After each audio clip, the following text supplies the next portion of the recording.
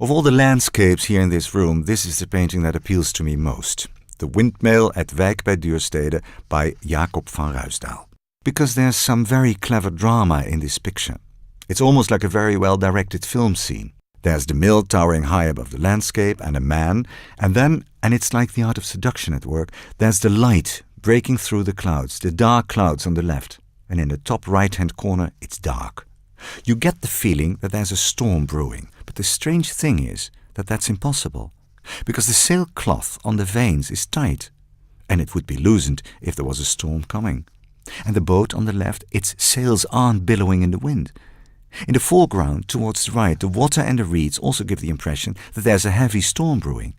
So he's basically put different types of weather together in one canvas, which of course isn't possible in reality. The still water at the back and the rough water at the front, for instance. And he did this to achieve an effect. And the three women there, I must tell you about those. What's so interesting is the way the light falls on these women, and on the mill, and on the boat. Those cumulus clouds are truly masterful. No one else can match that. But the location, which I was talking about those women, the location was real.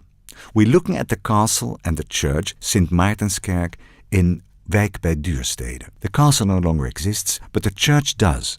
And the river we're looking at is the river Lek. You can see from this landscape that 17th century painters handled reality quite freely. They didn't paint outdoors either, as they did in the 19th century. Artists didn't do it back then. So he must have simply made a quick sketch, taken it to his studio and painted the scene.